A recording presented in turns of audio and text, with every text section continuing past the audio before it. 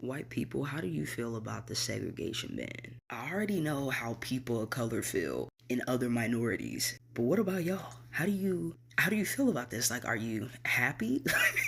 I know that's kind of like a setup, huh? Because if you're all like, yeah, and I'm like, oh, we found him. But no, I'm like curious, like, because I mean, it doesn't really affect y'all unless you have like a partner or something like that, or kids who are obviously people of color. Other than that, just straight up white people, no relations to any people of color. How do you feel about this? Are you just like, damn, that's crazy for you? I mean, are you shocked? Like, I'm laughing because me and my people, we've already been through shit. So it's like, at the end of the day, I have faith that we will be okay. I guess for the Karens and the Kevins out there, it's like good. That way you don't have to be mad at any black person or other person of color coming in your territory and questioning them. You get to just chill and deal with your own people. Let me know how you feel. I recently saw a viral video from a white content creator who claimed that white-only signs were being put up in Missouri. He said he didn't care about the reasoning behind it, that now's the time for people to speak up. Well, allow me to speak up too. Let's make one thing clear. Segregation was never the problem. White supremacy was. After slavery ended, black Americans built thriving self-sufficient communities. Oscarville, Seneca Village, Black Wall Street. And what happened? We circulated our own money, supported our own businesses, and we flourished until they burnt it down, drowned it, or seized it through their so-called laws. We were never afraid of being separate. We were afraid of being attacked for succeeding while being separate. Integration didn't save us, it diluted us, and it mostly benefited white folks. Because let's be honest, most black folks today don't center whiteness in their lives. I can go weeks, even months, without socializing with a single white person, and I'm just fine. The only reason we still interact is because we have to, for work, for survival, for systems that were never built for us.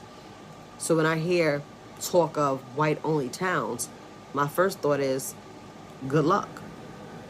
Not because we are angry, but because you'll still need us to survive.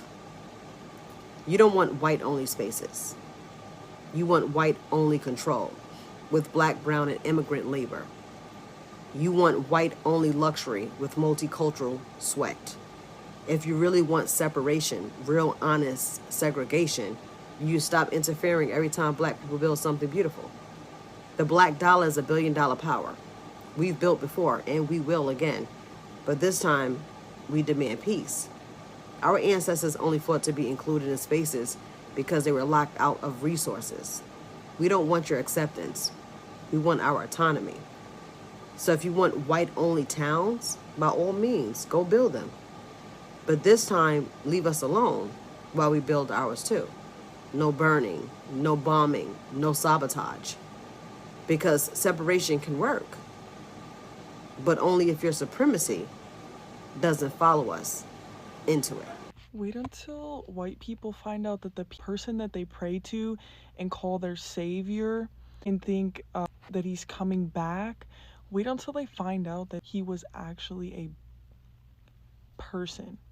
Just remember, anytime you see the elites or whatever you want to call them trying to make us hate a specific person or thing, it's really just because that's the most powerful thing. They do everything in their power to make us hate black people. That's because these people are so powerful. These people have been here forever.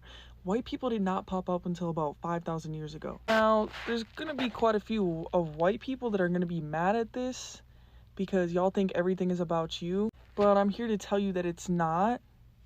And it never was. Think about it. I don't know where the fuck white people came from, to be honest, but we are not meant to be in the sun. Like how, like, black people are from Earth. They have been here a long ass time, bro. The sun loves them. The sun hates white people, okay? I'm just being honest. Part of that has to do with wearing sunscreen and sunglasses, but that's for a whole nother video. All of those ancient people from ancient Kemet, ancient Egypt, those were... Ever notice how the nose are always chopped off on those ancient structures? That's because they don't want us to know the truth. I'm not gonna say too much about this photo because I don't want my video to get taken down again. But I mean, y'all see what's going on. A lot of things, we've just been lied to, y'all. pretty much everything is the opposite of what you think it is. There's a reason they want to divide black people. It's because black people are the most connected. They are very, very, very talented at singing, dancing, athletics, you name it. So many things are designed to limit them. I think that black women are the most powerful people on the planet because the number two things that the elites, whatever you want to call them, that they hate the most is women and black people. So there you have it, black women. Those are the people that we need to be listening to. Those are the leaders of the new earth. And I'm not saying other women aren't powerful, but there's just something about an enlightened black woman who is embodying her gifts that is just so powerful, y'all.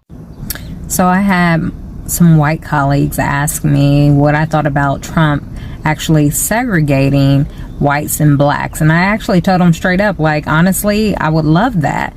Now, they looked at me like I was crazy and they almost spit up their almond milk. And I think they thought that maybe I was saying that out of hatred, but it really isn't about hatred. Here's the thing. I'm not talking about their version of segregation. See, I'm talking about our version of righteous separation, spiritual sovereignty, and black sufficiency. See, the truth of it is that integration was never about freedom. It was finesse.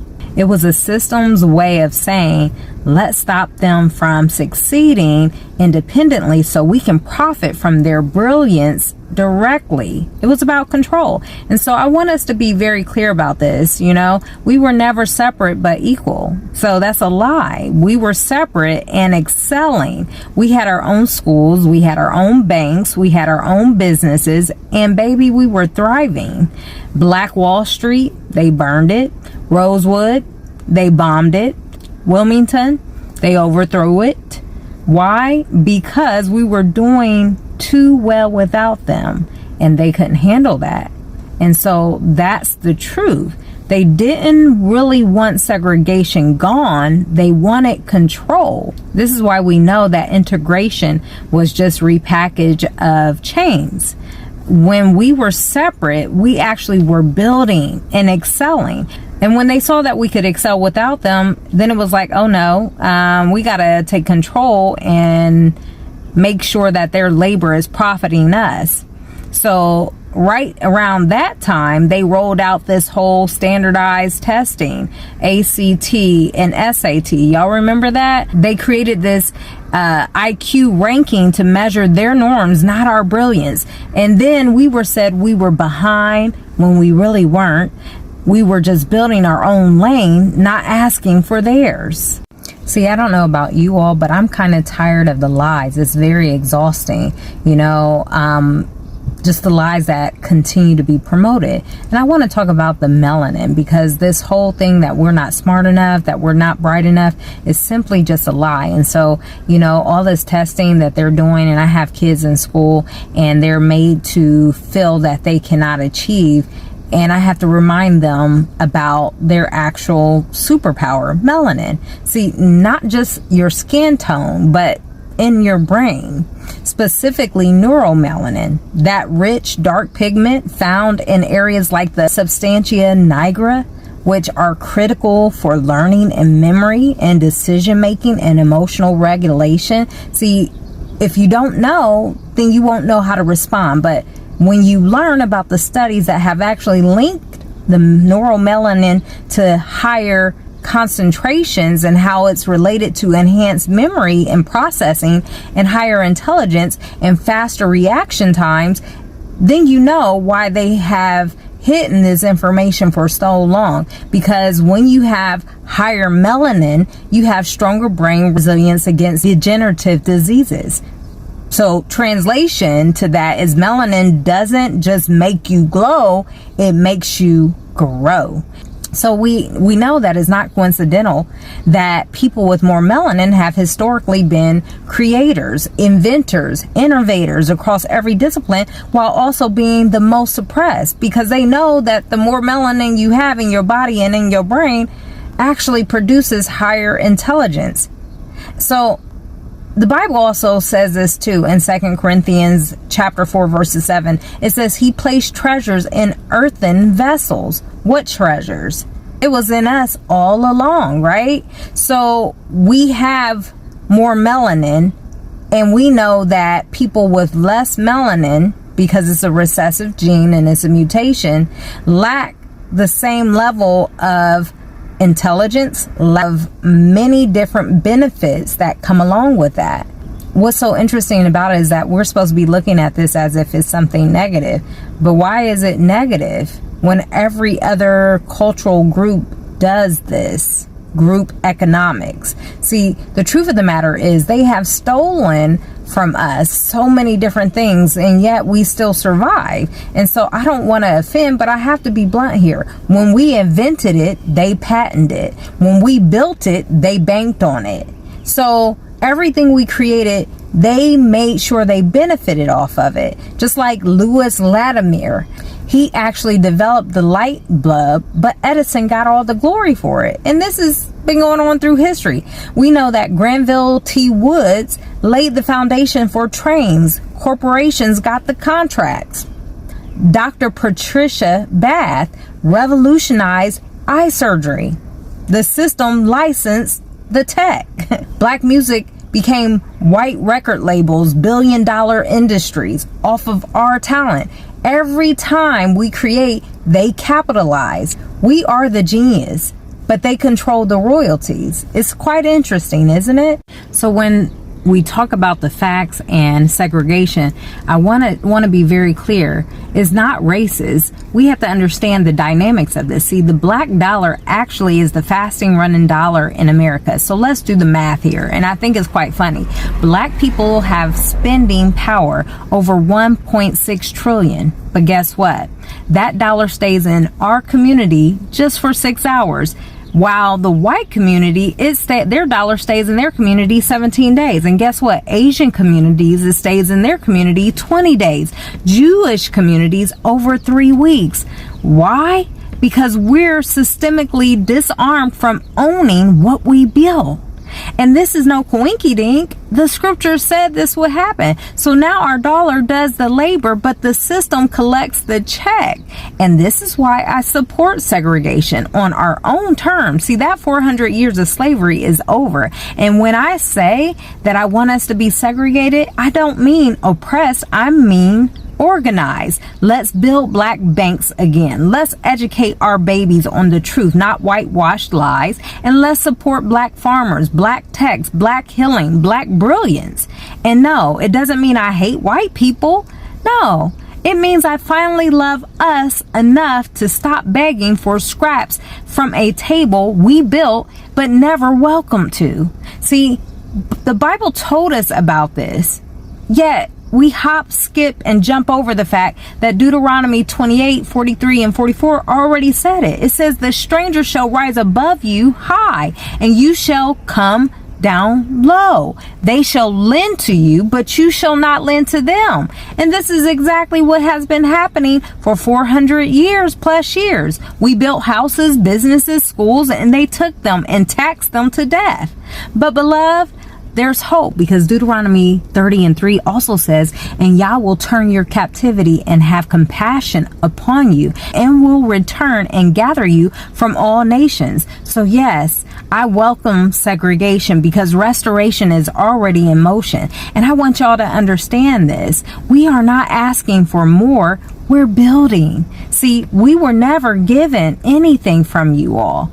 I'm not asking to sit at somebody's table anymore. See, I'm trying to go along with scripture and build my people, gather my people, not because they are more melanated, but because we need to know that we serve the Most High and that He's going to take care of us, because separation was never our curse.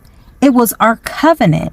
And now it's our strategy. It says to come out from among them, be ye separated. 2 Corinthians chapter 6, verse 17. So this isn't about racism. It's about us reclaiming what is already ours. When white people in the United States balk at the idea of paying reparations to black Americans who descended from slaves, they disagree with the Bible.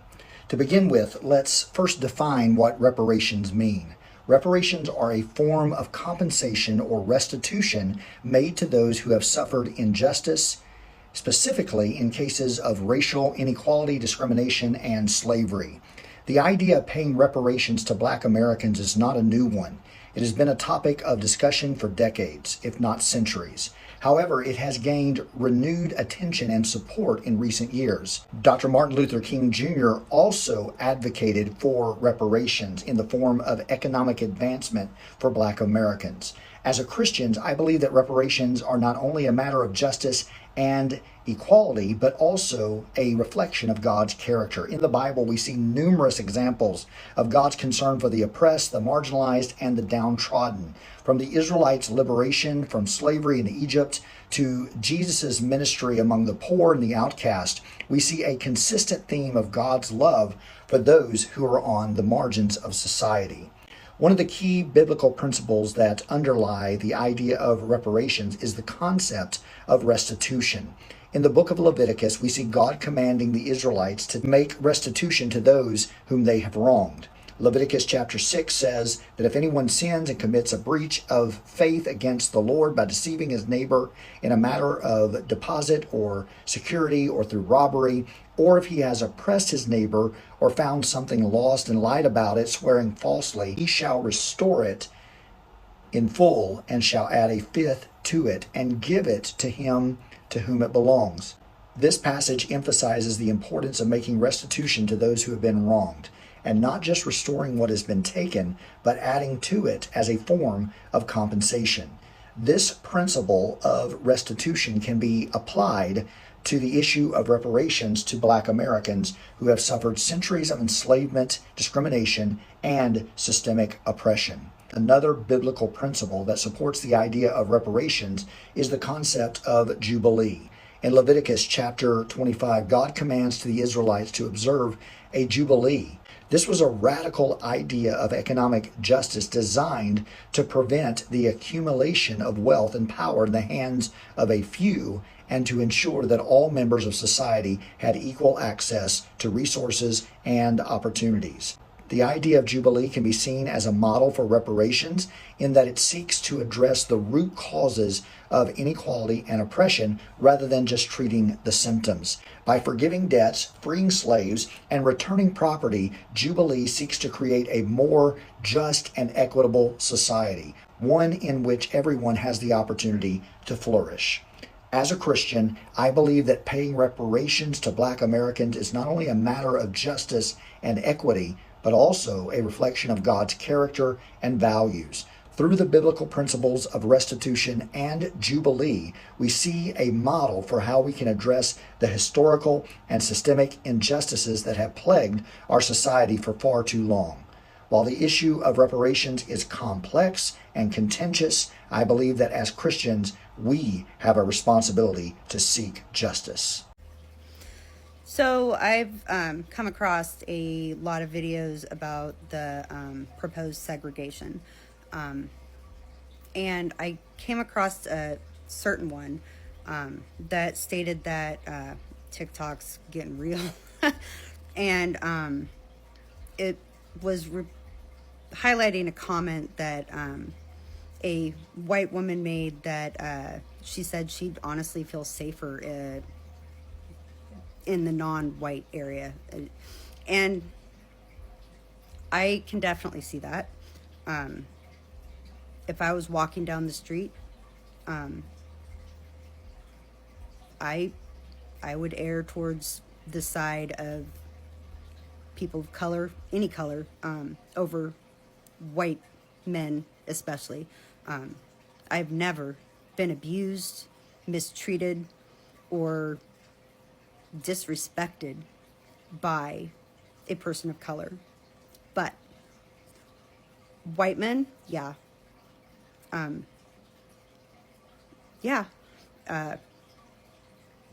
You give me a choice between would I pick a room full of black men by myself or a room full of white men by myself. You know what? The room full of black men, quite frankly, is a hell of a lot safer than how I would ever feel in a room by myself with nothing but white men. You know, hands down.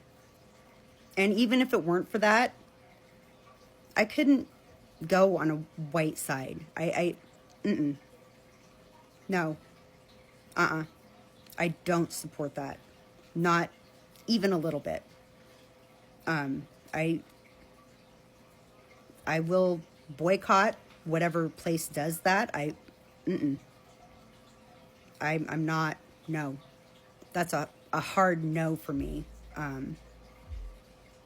That's my 2 cents. Since we gonna be segregated, I would like to propose a few things be returned back to us that never really should have been taken from us in the first place. The first one is our food. Okay, so there's really no reason why people should be enjoying soul food when it was, you know, it was scraps that we had to make something out of nothing with. So yeah, we're gonna take that back. Our music, we will definitely take our music back, and I'm not just talking about R&B and hip-hop. Okay, I am also talking about rock and roll. There's no way that Elvis could be the king of rock and roll when you have Chuck Berry and Little Richard. So we'll go ahead and we'll take that back as well. Speaking of music, we will take all styles of dance back, including the dances that were created on TikTok that white influencers started doing, and they thought that they made famous and did not give black creators their credit. So we'll take all of that back. Give us our hairstyles back.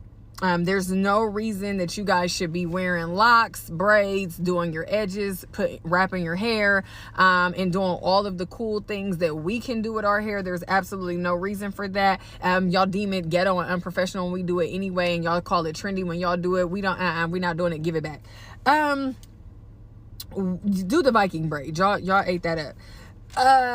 We will go ahead and take streetwear, urban wear back, and sneaker culture, because remember, Jordans are ghetto and y'all don't even know how to treat Air Force One. So we'll go ahead and we'll take that back as well. If y'all could return Ebonics to us, that would be great. Notice how I did not say AAVE, because I don't know how y'all going to take something that doesn't belong to y'all and rebrand it. Okay, it has never been African American vernacular English to me. It's always been slang and Ebonics. So we'll go ahead and take that back. Those things include, but not limited to, like Indeed, is giving, not too much on, period, you know, my bae, you know, things like that.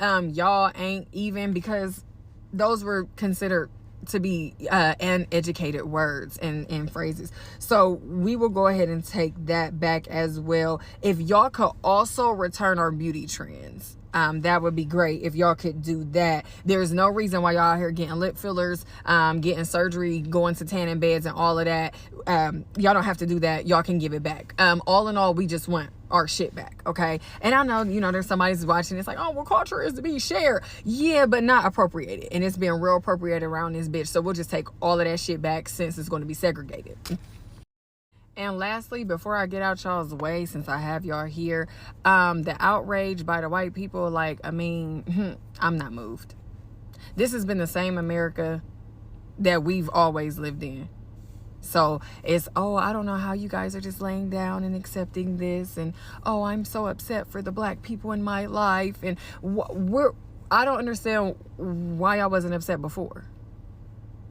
So, yeah, I'm not moved by that. But if y'all want to go out here and protest, go and do y'all's big one. We're not. We don't care. We actually are here for it. Be well, beloveds. So they're building a whites only town. Okay, Eric Orwell is the founder of a movement called Return to the Land. The problem is, it's not just a movement, it's a real community in Ozark, Arkansas. And you ask yourself, how is this even legal? Well, they are a private members association that requires people to pay to live there. You also have to take a DNA test to prove that you are 100% European. But based on the fact that they are private, they claim that it allows them to discriminate based off of ethnicity, race, and gender. They want no blacks, but I'm sure it's no people of color. They want no Jews. They want no gays. But most importantly, they don't want you if you're not white or Christian. They built this town because they claim that they want control over their neighbors. They want to preserve the white American culture. Over 40 members already live there and 100 have signed up to move in. Reports have came out that federal agents and law enforcement already live there. Isn't that great? The horrible part is they want to expand, right? They are trying to normalize white nationalism. They have already tried to build this community in Missouri and have been putting up white-only signs. All the alarms should be ringing right now in your head. Movements like Return to the Land, which aim to bring back segregation. They aim to get rid of diversity. They aim to get rid of everything that is truly American, which is immigrants, which is diversity, which is the freedom to love and be who you are. Now, the most dangerous part of this is when we start to normalize things. This is not normal. Imagine going to a store and seeing a whites only sign. What are you going to do? How are you going to feel? Okay? This is not fake, you guys. This is real, and it is already happening. And we need to sound the alarms. We need to make sure that these communities are not built because it will become normalized. And it starts with just one community, and then they will be everywhere. And then what? Now we go back to our history where now we will have segregated schools, segregated stores, segregated everything.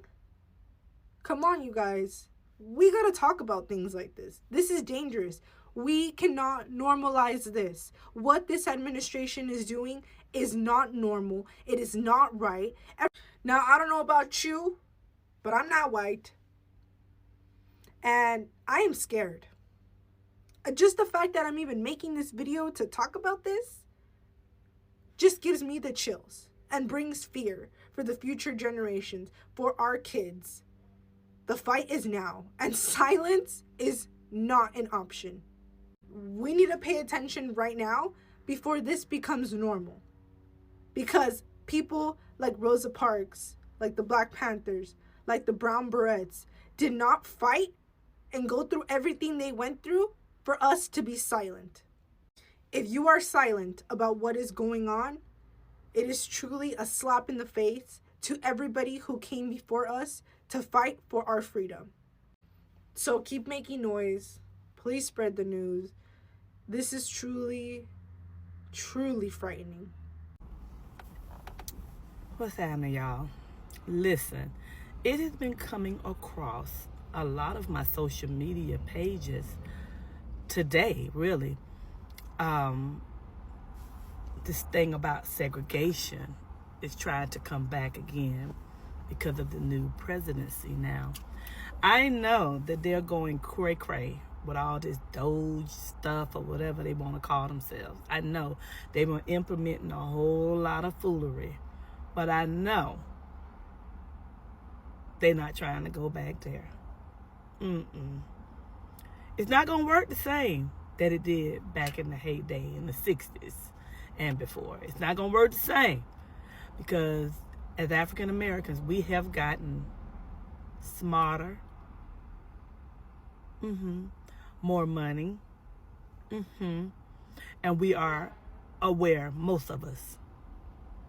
Now, I don't think that would be a great idea because we spend a lot of money.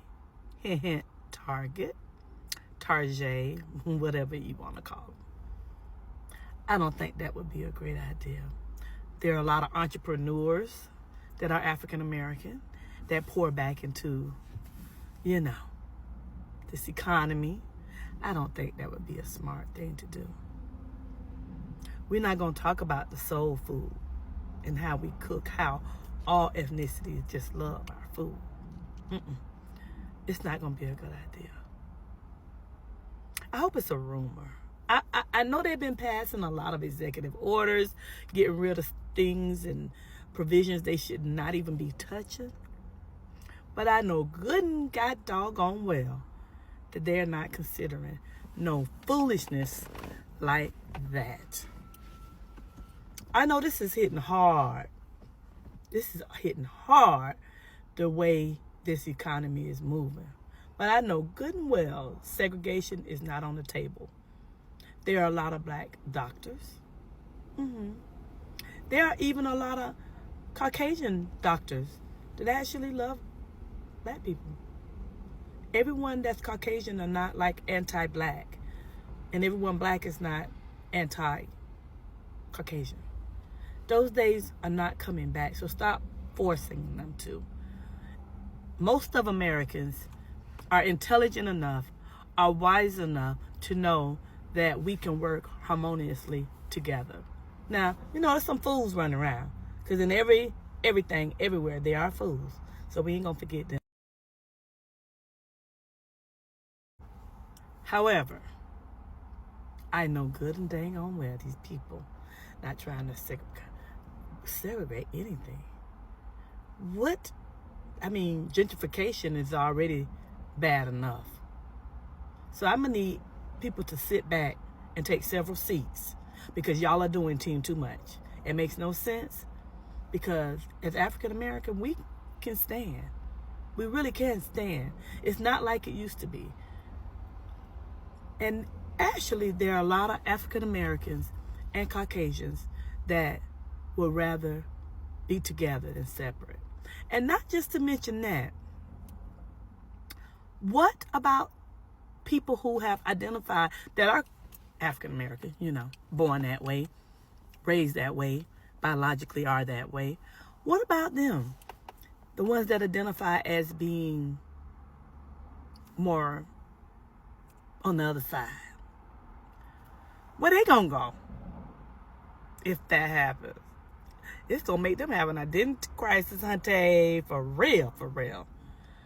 Hunty, what about all the biracial children? Stop it. All this segregation talk, y'all stop it. It just makes absolutely no sense. As Americans, we need to, and I know I'm not living in La La Land. I'm living in the land that it should be, where people can get along. Even though I know it really doesn't happen like that. We are work in progress. But segregation, it ain't coming back. It is not going to be promoted, because as African Americans, if that were to happen, we can stand together. A bunch of white people are trying to make their own community somewhere in Missouri, I think. I don't know, it's a big story going around. And yet, people are very pissed off about it. And I'm confused why. Why is it only when white people do it that people get upset and get angry? If Harvard has an all-black graduation, that's fine. Leftists, Democrats, people don't care. And honestly, I only give a fuck because if we try doing it, we'd get in trouble. We would get slammed. You racist piece of shit.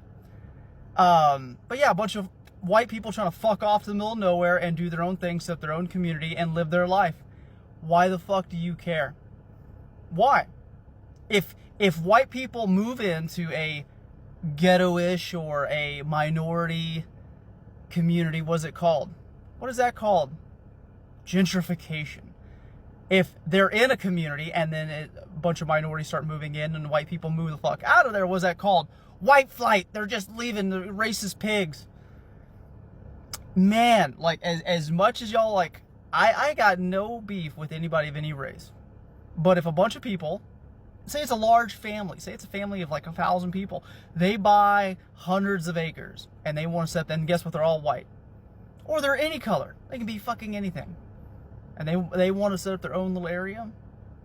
Who the tell them anything? So why the fuck are you so upset that white people are doing it? Hey guys, welcome back once again to my YouTube channel. Remember, if it was for the first time I come across my video, don't forget to like this video, subscribe and share. Okay guys, in today's clips, it's a combination of small clips from black people reaction about segregation after these white people, they have created their white only town, and black people, they have really came out, and Trump really wanted to pass this maybe order of maybe segregation. We all know, first, segregation refers to a practice of separating people of groups based on certain characteristics such as race, ethnicity, gender, or religion.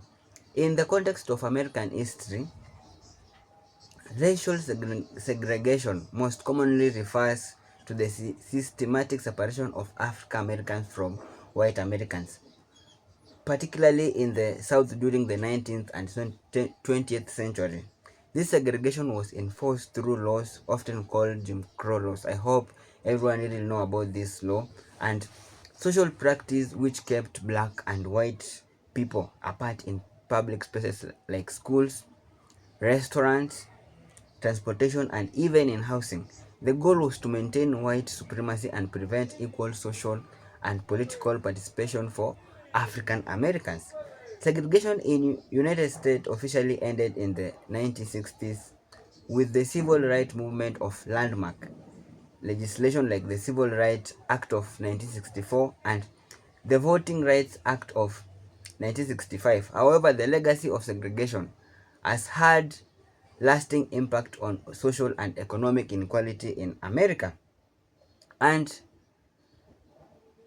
this these are the combination of clip of how black people that really came out and reacted to these people of to this segregation thing. And we have all seen how a lot of people that really came blowing this new government. They're saying if white people want to separate themselves from us, there's no any problem, we will support this thing, and we want all of them to go and live in that land, even if they will fence it with blocks, even if they just don't want to see or to mingle with any black people, because we're all seen this act was to pass, and we've all seen white people only town that are making their own terms like Ancaster, Missouri, and we have all seen it's really attracting attention of a lot of white people. They're going to live in there because they don't want to associate with black people or other races. The aim of this white people, the whites only run or return back to the land.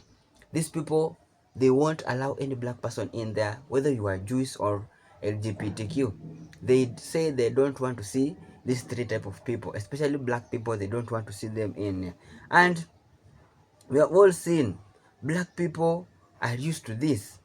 Most of the country has always been segregated, especially in America, and this is the reason why maybe black people are used to these things. And this is the reason why a lot of black people that really face a lot of racism, a lot of maybe depression whenever they are visiting these western countries, and they are really used to these things. So this won't be a new thing to them, and they are saying they're really supporting this agenda 100%, and they will support them. If they just want to go to this white only land, let them go.